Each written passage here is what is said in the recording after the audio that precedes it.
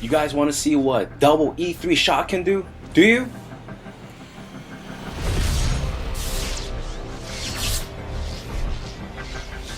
Well, all we had to do was open them wallets.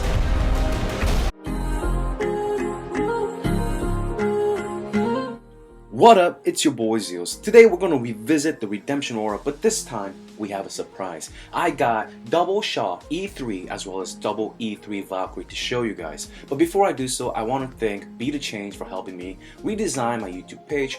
And before you check out this video, make sure you guys check out my first Redemption video as well as Shaw guides. And for anybody who missed out yesterday's Drunken Profit Orb event, make sure you see the highlights. And I could even see colors. Oh, what the hell's this? Holy sh! Is that my last show? Am I seeing this right? I look in the mirror and I see dicks everywhere. Like on my face, bro. Like, what? Welcome back. If you're a first-time viewer, make sure you hit that subscribe button and hit the bell notification so you don't miss out on any of my guides or videos. I do get a lot of repeated questions every day, so yeah, hit that up. I did start drinking this amazing wheat beer that Spacey recommended. If you guys have any drink recommendation, hit it up in the comments below. And I did forget to open the orange artifact yesterday. Actually, just, I don't know what happened last night. I didn't even count the amount of 5 stars. I think I got like 14 5-star shards from Fortress, excluding all the other shards you're seeing. I have more 5-star shards than I went into the event because of all the Profit Orb stuff, and I did get plenty of 4-star shards. I'm really happy about the results of last night's Profit Orb. It was a lot of fun, and just chill and hang out with you guys. I'm really, really grateful. All right. And so I did I managed to get the Mirage's gift. I don't know, like some people forgot, but I don't know how I did it. And I did complete the Heroic Miracle for that Bay Rain. Hope you guys did it as well. And I did go over 80 auras. People are asking me why, because hey, I was not sober. I was just having fun with you guys. Viewer discretion is advised. Alright, let's finally get into it, boys. So Monkey did get lucky last week, right? Last week he did 4 repeatable loopables heroic summon events. He ended up getting another 7 copies of Shaw, and he swapped his E3 Valentino for another Shaw. And as you see here, the enemy opponent is just sniping Belrain, but Belrain is only doing like 460k healing to the entire team after the round. That's because of the attack steal and the attack reduction, but sometimes it doesn't register, which I'm going to go into. So here I just want to talk about the double Shaw as well as double Valkyrie in the Redemption Aura. What do I think about it? Well, first of all, the thing I noticed is that the opponent, he is the strongest opponent in our server group. He's running a very strong Rainbow Aura. And 3 days ago, I did make a video about the Redemption Aura, that I was fighting against this guy, and I was showing videos of how to properly itemize and optimize Shaw in a Redemption Aura and what requirements that you need to build a good Shaw. You just can't E3 her and expect her to solo carry. She's not a solo carry. She has a lot of requirements in terms of gearing and things like that. So I'm fighting that opponent. The only thing that the opponent changed, as you can see, is a level 260 E1 cruise, and that is intentional. What the enemy is doing is that he sees the double Shaws, and the double Shaws open round 1 and attacks the lowest target with the lowest amount of HP, right? And that's pretty much what's happening. But before I talk a little bit more about the Shaws, I want to recap about these Valkyries. And the Valkyries are, like I said in my previous video about the Redemption Aura. If you haven't checked it out, like I said, do so. You're not gonna regret it. And yeah, the double Valkyries are like artillery units, like siege tanks from StarCraft. They just stand in the back, chill, and they have so much health and so much. You're not seeing the skin and the artifacts, but they just have so much stat too with the aura, just sitting back there. And even their animation just looks like an artillery, like a real artillery unit, like a siege long distance unit, and they're holding their spears. Anyways, guys, back on topic. The enemy is strong. I'm not just facing some easy guy. I'm doing a lot of repeats to show you guys that double Shaw, for me, I'm not sold. I've seen plenty of fights. I did an entire week of free team up arena, and this is the first time we lost in free team up arena. This is the first time our guild could not get first or second. This is, I mean, we've had a 5-week winning streak, and now it's ended. I mean, the most I had back in the Faith Blade 10-star meta was a 7-week streak, but now our streak is broken as well.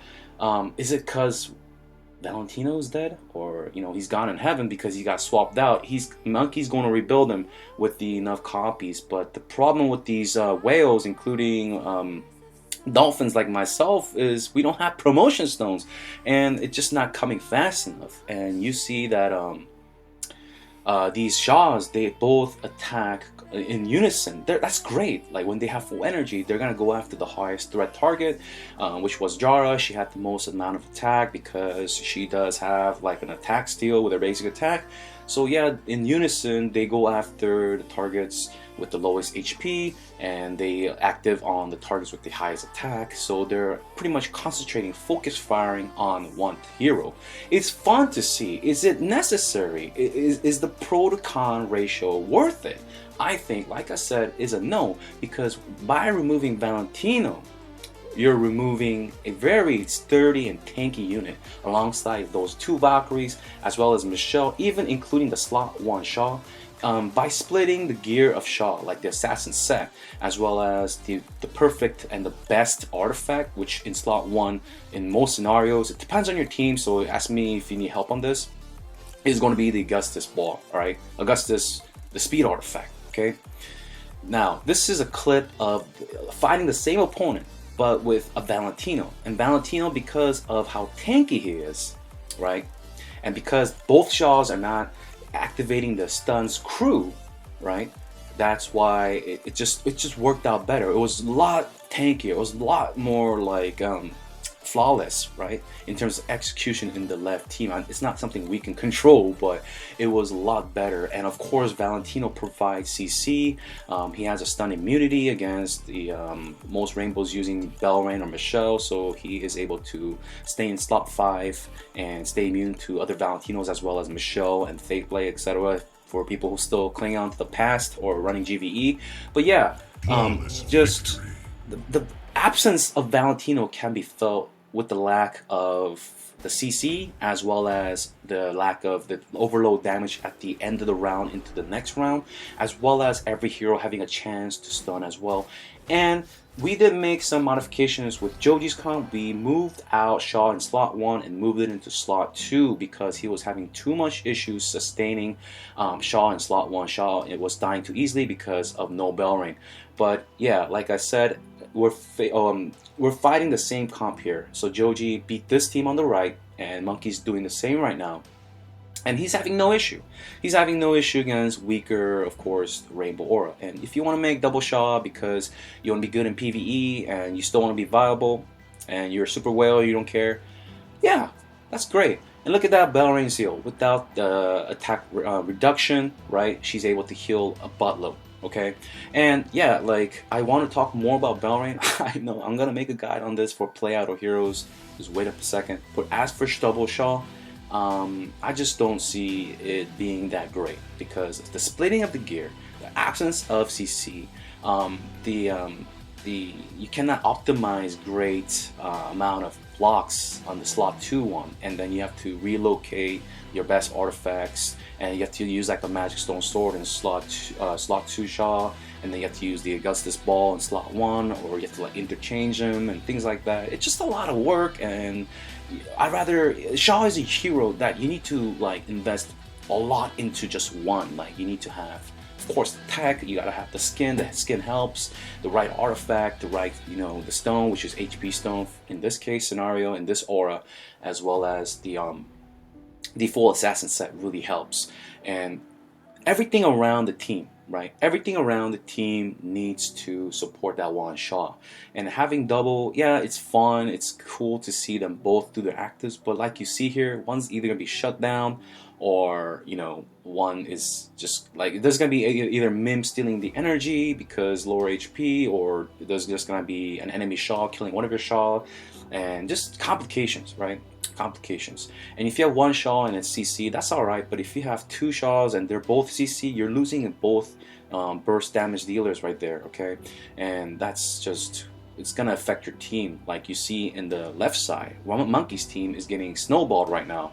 Eventually, but because of how strong these siege tanks are, these artillery units, man, like seriously, they're so powerful that they are able to still carry the fight with the aura as well as Rune's power. If you got the artifact, I hope you're saving for him.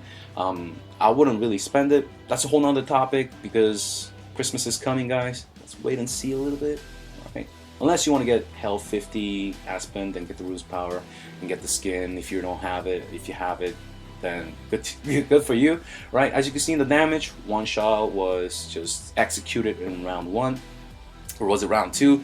Whatever. So it's not doing that much damage. I'm not seeing a lot of fights where both Shaws really excel and do a lot of damage. As you can see again, slot 1 Shaw with all that beautiful stacks, getting locked down, okay, not being able to use his active.